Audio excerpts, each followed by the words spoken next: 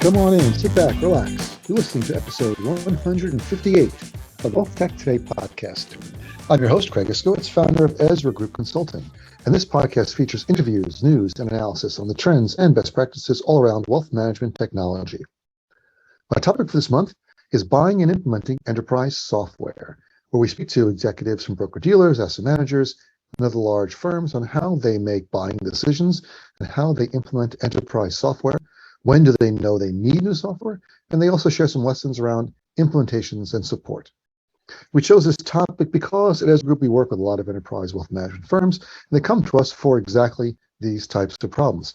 They have a current software platform, it isn't working so well. How do they optimize it? They have issues. When do they know when they should be replacing a platform? What is the time? What's the cost? They need to think about the pros and cons of when they replace different software. They need advice on how to optimize their platforms and processes, managing RFPs to replace them. All things that we do a lot. So we thought we'd try to share some of the tips and strategies from the actual people who are doing the work. I was excited to speak to our today's guest, John Rajes from LPL. John has been working in wealth management since 1998. Sorry, John, I'm telling everyone how old you are. He's had stints at Goldman, Deutsche Bank, Barclays, and most recently at UBS, which is right before he came to LPL, where he was head of digital advice, CRM, and client operations technology.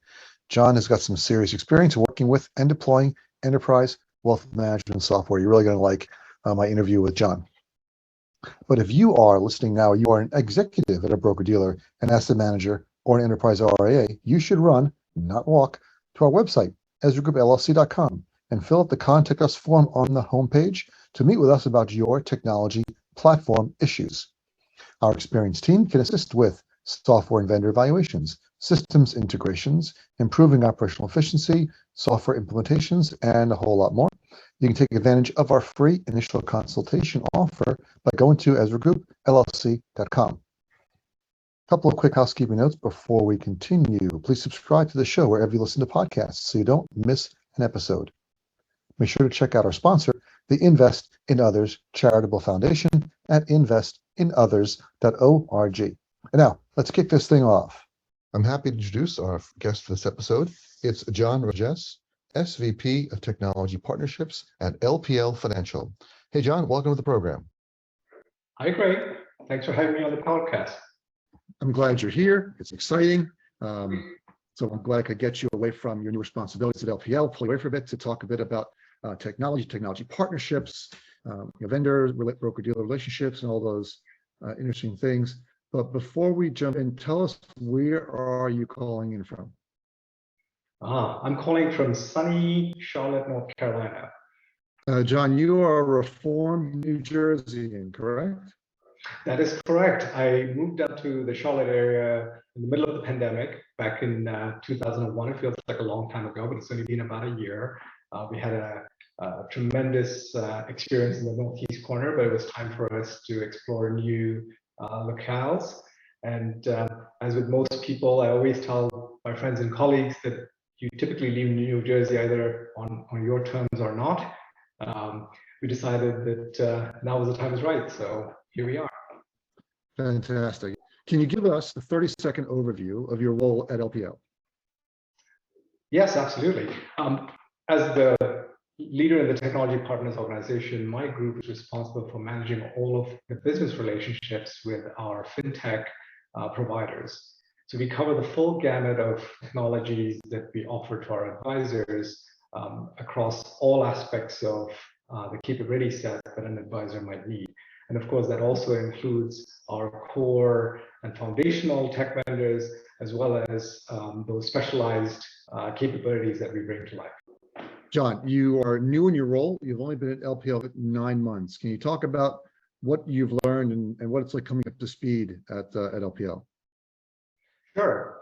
I joined LPL at the tail end of 2021 as part of our LPL's adventure to really formalize how we effectively manage, onboard, and maybe even discover fintechs.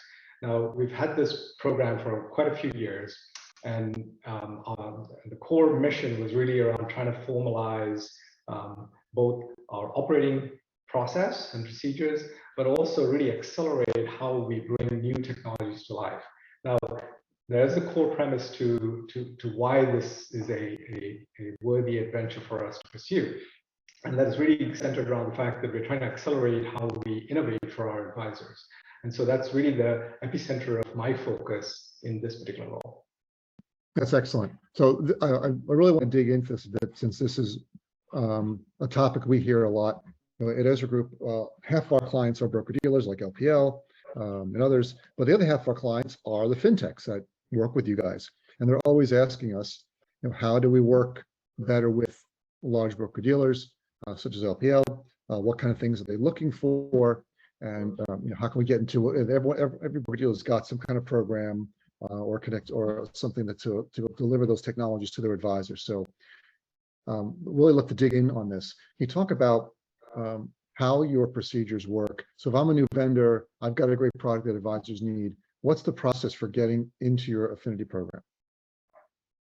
Well, that's a great question. So the way we approach the fintech ecosystem is really, as you can imagine, a large firm like us attracts an awful lot of attention from the broader ecosystem. Rightfully so. I think we do have a large user base that's very appealing and attractive from a fintech growth standpoint.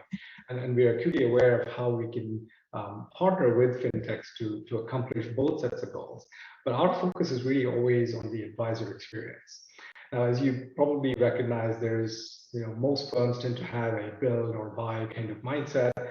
We obviously are also focused on partnerships as a key mechanism for us to bring innovative products to life. But it always starts with the experience. So the process itself is multidimensional and really focused on how do we bring best of breed technologies to our clients. Now, what does that really mean, though? Every fintech out there has a differentiating value proposition. They work a little differently. They always have a unique spin on how things are developed and how their products manifest themselves in the ecosystem. Now, that differentiation is obviously very valuable from a fintech standpoint and from a product and platform standpoint for the fintech. But our real question that we're trying to answer, our homework question, is always, how does the fintech product experience continue to bring new capabilities into the advisor practices? Now, this is not just about bringing new things to life. There's an awful lot of new things out there that we can bring to life, but it's really about trying to figure out how do we make sure that the capabilities that we put on our shelf is additive to their practice and their personas. The persona really defines who they are, what they are, and how they plan to run their business. So you started to ask the question I'm about to ask you. How do you define value? So how do you measure whether a new piece of software is bringing enough value to spend the time? Because every application you integrate takes time. Not just the time to integrate, but the time to evaluate, the time to look into them, the time to bring them on board, do the security evaluations, and then manage them, maintain that integration basically forever. So how do you make that value decision? What's the methodology around that? Yeah, another great question. So our process is really an inside-out approach. So rather than trying to distill the ecosystem or boil the ocean, we're actually starting from the other side, right? So our line of sight into what an advisor needs and how they run their practices is really grounded on a very large set of data that we have from our client base. And so that inside-out approach allows us to be able to identify both tactical and strategic needs for our advisors. We do have a strategic needs framework at the enterprise and corporate level, but that's less of a priority. So our focus is really on trying to figure out, where do advisors struggle? Where do advisors face the greatest amount of pain? What's happening in the ecosystem that's driving some of that change in dynamics in the advisor community? And so that inside-out approach is really about trying to define a ecosystem in terms of how do we see an advisor and their needs, both from a personal perspective, their persona, but also from a practice standpoint. So that's kind of that inside-out approach of where we need to look for. We know, of course, that no two advisors are the same. And of course, advisor practices might fit into various categories, but there is a life cycle element, of course, to where they are in their journey as building a small to large business. And so the set of capabilities that we're looking to bring to them is really sensitized to where they are in those journeys. Now, of course, we can't solve every problem all at once, so obviously we have to pick and choose where the greatest priority and need is. So are there any criteria you can share when you talk about the inside out approach, the life sight into advisor needs, where are the biggest pain points? Is there any inside baseball you could share or methodology that says, well, we value this particular piece or this particular criteria highly? So when a vendor comes and says, I've got a new meeting automation tool, you can always say, well, that's a huge need. Advisors struggle with meetings. That's a big pain point. But how do you decide if that's a big enough pain point, if that software meets a big enough need? Is there some scoring methodology you use? Yeah, so that's an excellent question. There's obviously some best practices around how do we effectively uncover client needs or user needs, right? Standard product management practices would suggest that we would use a combination of customer service channels. We would use a combination of market research. We would use a combination of what are we hearing directly through focus groups and surveys. And of course, we know as a large enterprise, we have the infrastructure and processes to constantly channel feedback from all parts of the organization into a central focal point. That happens to be in my team and my organization. So we use all of those constructs to be able to get to identify what the needs are. And of course, there are lots of needs. And so it's important to also create a framework where you can kind of prioritize what makes sense for whom and when. So maybe there's probably three dimensions that we consider. One is, I think I spoke about, what type of practice or what type of advisor practice do we have that we are looking to address their needs. Now, there are planning-centric practices. There are folks who are more geared towards holistic wealth management. There are still traditional practices that are geared around the broker-dealer business and commission and trading-based business, although that's rapidly deteriorating over time, degrading over time. The other dimension is really to think about where are they from a practice maturity standpoint. We know that there's a general maturity arc that an advisor practice follows, starting from obviously forming the practice and growing the initial book of business through to maturing that book of business, scaling it up, and then eventually looking for opportunities to exit. So that life cycle also needs to be considered because the needs vary based on that. And then finally, I think we all recognize that in the tech world, in the tech stack, there are layers. And so we recognize that there's always a core or table stakes set of capabilities that every practice needs and every advisor would need. So these would be core technologies like CRM and reporting, et cetera. There are value-added capabilities like financial planning, maybe even how folks will look to engage or deepen the engagement with their investors. And then finally, there's what we consider kind of like the specialized layer. So now we won't see everybody operating in that space, but we do see a significant amount of specialization that's starting to take place, whether it's moving into the tax planning world, or maybe even into the estate, more broadly the estate planning world. So we do see some opportunities of specialization that's starting to take hold in our industry. So we use all of those dimensions to determine where the needs are. Of course, like you said, we can't invest everywhere. So it is important to recognize where the greatest demand is. And that's always coming through the organic channels of feedback. When a vendor comes in and they want to get into the affinity program, what are the different levels of integration available? Yeah, great question. So our fintech ecosystem at LPL, it kind of goes through a relatively systematic process that's kind of focused on what type of partnership and what type of engagement we wish to have with a particular vendor. And of course, the type of partnership and the type of engagement we have with the vendor is obviously dependent on the type of experience we're trying to create for our advisors.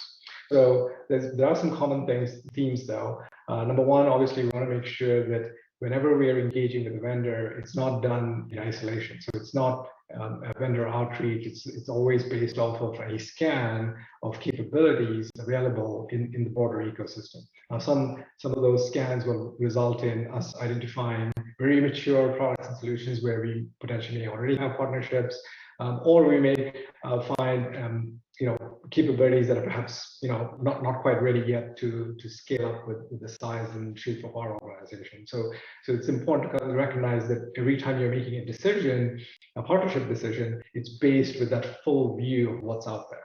So that's number one. Number two, it is critically important that we have a crystal clear understanding of how is it additive to the advisor. Ultimately, we recognize that when we bring partnerships to life and we invest the time and energy to do that, we recognize that it's important that the value to the advisor is there. Without the value to the advisor, it's not beneficial to the vendor. It's not beneficial. Obviously, it's not beneficial to the advisor. It's not beneficial to the vendor, and it's certainly not beneficial to us. So it's important that we understand how is it valuable to the advisor. That's critical. Ultimately, they're the ones who choose to adopt a piece of technology. So it's important to make sure we get it right for them. Thirdly, we are always keen on ensuring that any piece of technology and the capability and the feature set works alongside the overall advisor experience journey. And what I mean by that is, there's an awful lot of different types of technology, and the way that features get implemented vary, in some cases quite dramatically. So we want to make sure that when someone is given a piece of technology to solve a specific problem, that it actually fits with everything else that they have in their stack. So maybe there is an opportunity for us to say, well, these curated experiences can lend itself to say, well, maybe we do need more than one type of capability. It doesn't have to be a one-size-fits-all. But that really largely depends on what's their existing experience, what is the desired target experience, and how does a product fit into that experience. All the basics around, we don't want data duplication, we don't want to have to dual entry anything. That's all table stakes. So it's important to make sure that all fits and functions correctly. But it's also important that everything is seamless from an experience standpoint. And then finally, from a business standpoint, it's crucial that the way we choose to implement a piece of technology, we do have the appropriate construct that the engagement is both material and meaningful from all parties involved. So choosing the type of implementation is crucial. I think your question was really related to how do we decide how deep we integrate with a particular vendor. We have choices to make. A light integration can be valuable from some perspectives. A deep integration could be incredibly enabling and empowering from an advisor experience standpoint. So that really depends on how we choose to bring technology and the capability to life as part of the experience. Since these programs don't exist in a vacuum and they need to fit with everything else in the advisor's tech stack, would you recommend a new vendor who comes to you and says, hey, John, we're a new software, we help advisors with whatever particular area of software, would you recommend they integrate with as many of the core applications that are already in the affinity program in order to get a leg up on?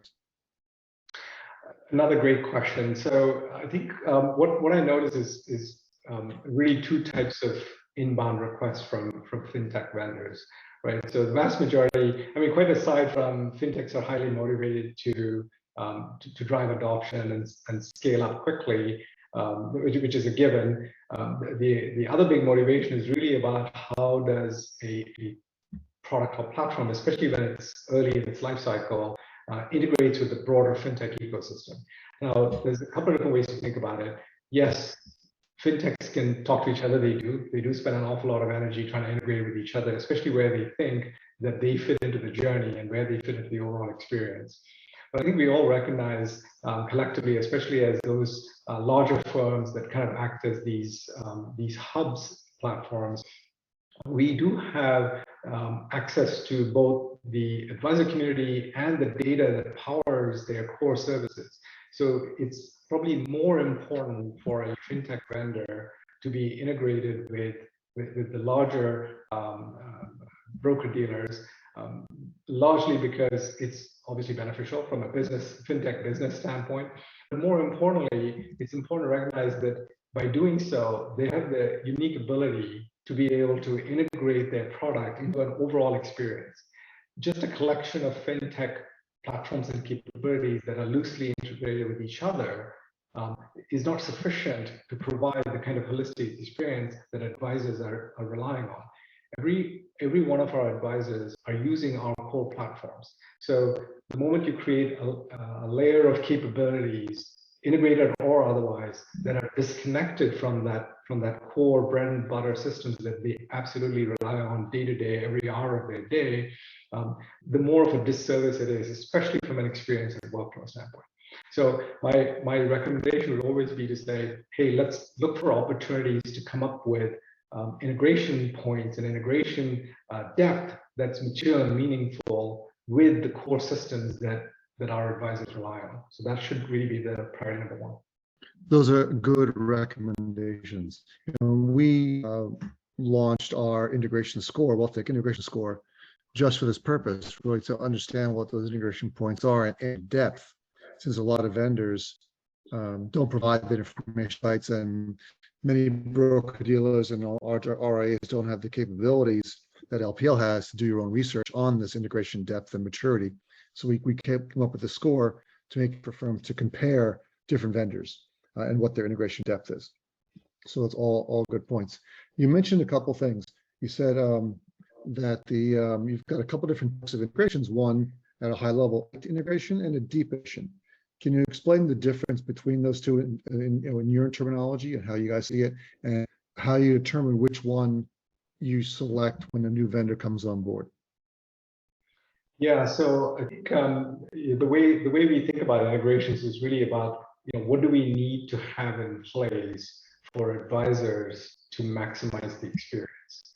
And what I mean by that is, we know that there's an awful lot of capabilities that we can enable by virtue of even a basic integration.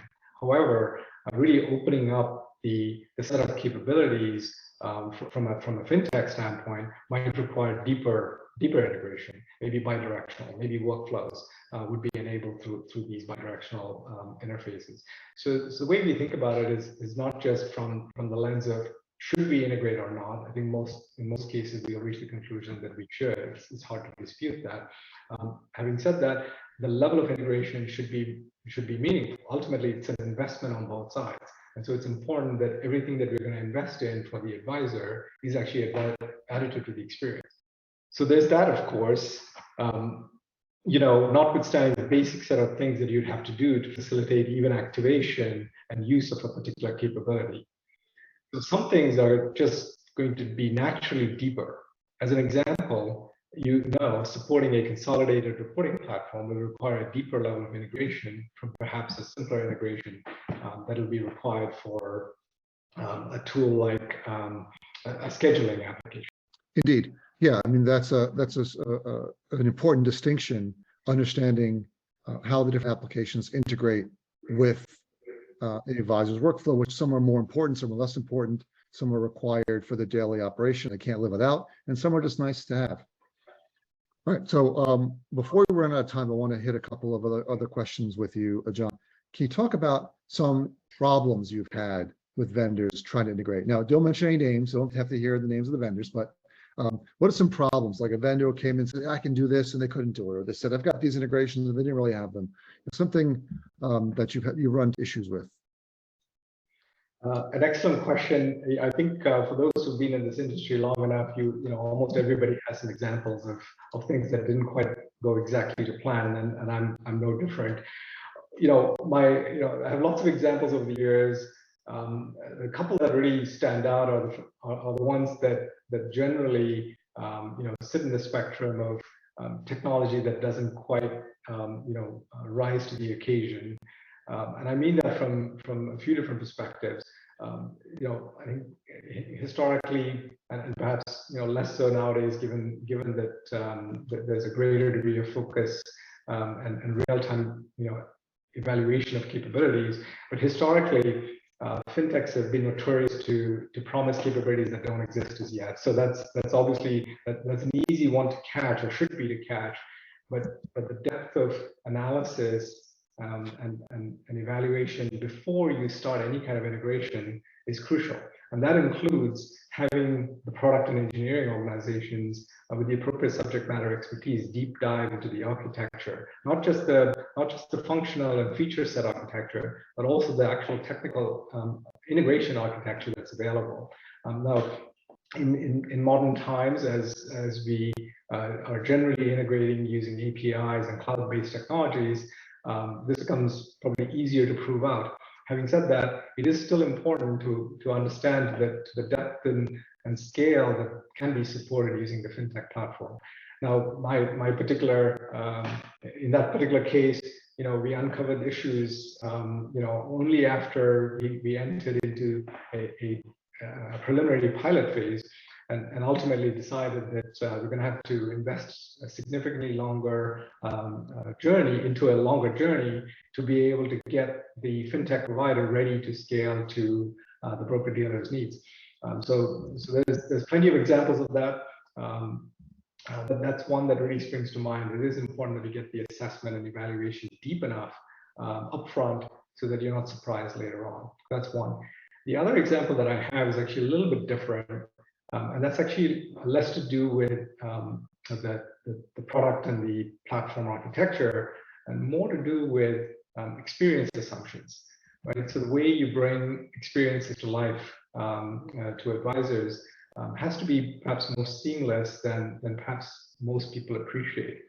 So thinking through what the user experience is from end to end ahead of time is crucial in making sure that the integrations that you've planned actually works as such.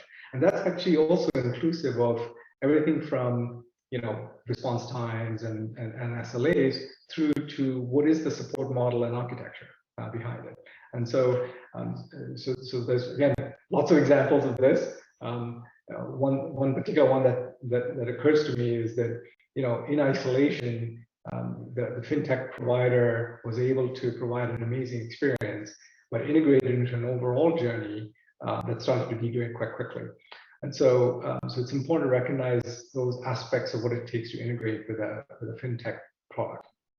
Yeah, those are all things we've heard before. I mean, you're talking about doing the depth of analysis before starting the integration, right? That's always when the surprises occur, when the marketing and the sales speak hits the fan, and they say, well, you promised us they can integrate with X, and then they sign the contract, and now we're here, and it doesn't really do that, or it's something they've never really tried before, or it doesn't do exactly what, or maybe it's just it's a lower level integration, as you mentioned before. The depth of the integration, how much data is being passed, how easy it is to do, and it's not that case. And a lot of firms don't have the capabilities to do that deep dive into the architecture of these vendors, and to have an SME on staff that can answer questions or know what even the right questions are to ask. So I imagine your affinity program is incredibly valuable to LPL's advisors. Yes, that is correct, and that is from our process itself is actually layered. So we have many rounds of review that gets deeper and deeper as the conversations and the engagement progresses. So what starts off as maybe basic demos to a variety of different stakeholders within our organization eventually evolves into a fully comprehensive architectural assessment by our engineering teams to be able to make sure that products are truly fit for purpose. Ultimately, though, all of these things, the more you can shift left and do that ahead of any kind of formal finalization of plans and bringing things to life, the better. Now, does that mean that you'll get zero surprises down the road? Well, our mission is to make sure that we get no surprises down the road. So we, not aiming for perfection, but what we are doing though is making sure that we have both, certainty on launch time, but more importantly, certainty over time as our business continues to scale and the fintech capability continues to get used more and more. So it's actually good for everybody. And now at the end of this podcast, I'm going to tell the audience something they don't expect, that this was John's very first podcast he was on, right? That's right. Great. Thank you so much for inviting me to this podcast. I know it's after a couple of decades in this industry, it surprised me too. But I'm so glad to do this. I really appreciate the invite. Yeah, but everyone is surprised because you did great. You don't sound like your first time on the podcast. You did fantastic. You're a really, really pleasure to talk to you. Lots of great information. I know people are really going to enjoy listening to this. And thanks so much for being here, John. Thank you, Craig. I appreciate the opportunity. Hey, it's Craig again. Glad you made it through this episode. I'm going to give you my top 3 takeaways from my interview with John. Number 1, how can vendors get into a large IBD like LPL? John's recommendation, focus on advisor experience.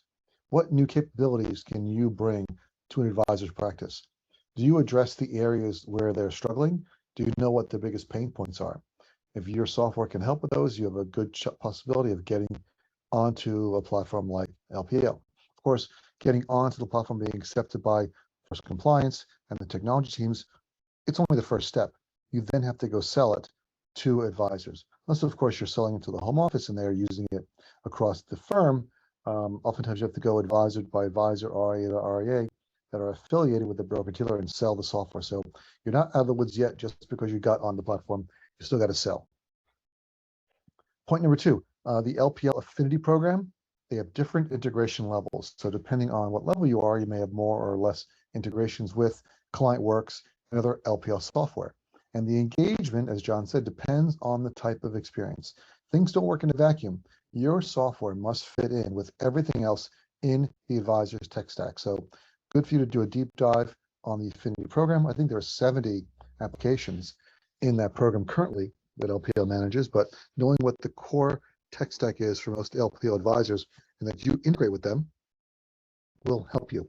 It'll also help you with your Ezra Group WealthTech integration score, because we rank those higher. If you integrate with more of the core applications that most advisors use, and the list of those key applications is available on our website, EzraGroupLLC.com, you will get a higher WealthTech integration score. And the third takeaway is what the number 1 problem is with vendor integrations, according to John, is vaporware. This is a problem we see a lot, looking at all the vendors that we review. So many vendors think it's okay to talk about software they basically don't have yet, features that aren't existing yet, promise them to clients, and then sort of back out of it later when they get caught. And it's really something you have to watch out for. A lot of vendors do it. It's one thing we make sure when we're managing RFP processes, managing vendor evaluations, and all the demos, we always ask those key probing questions about who else is using the software. Is this feature available now? Is it just something on your roadmap? And really drill down to the details there. And this all goes to one of the things we recommend with a lot of our clients is make sure you do enough analysis before you select a vendor. Don't just pick the first one you see or the last one you see or the one with the most bells and whistles. Make sure you spend some time using a methodology like one from Ezra Group. We have a proprietary vendor evaluation methodology that helps you understand your priorities and the criteria that are most important to you about the particular software you're evaluating. All right, and that wraps up another episode of the WealthTech Today podcast. Thanks for listening. Please go to our website, EzraGroupLLC.com, scroll to the bottom of the homepage, and sign up for our newsletter. Once a month, you'll receive an email chock full of wealth management goodness, news, analysis, information, links. You will not be disappointed. Thanks again for listening, and talk to you all again next time.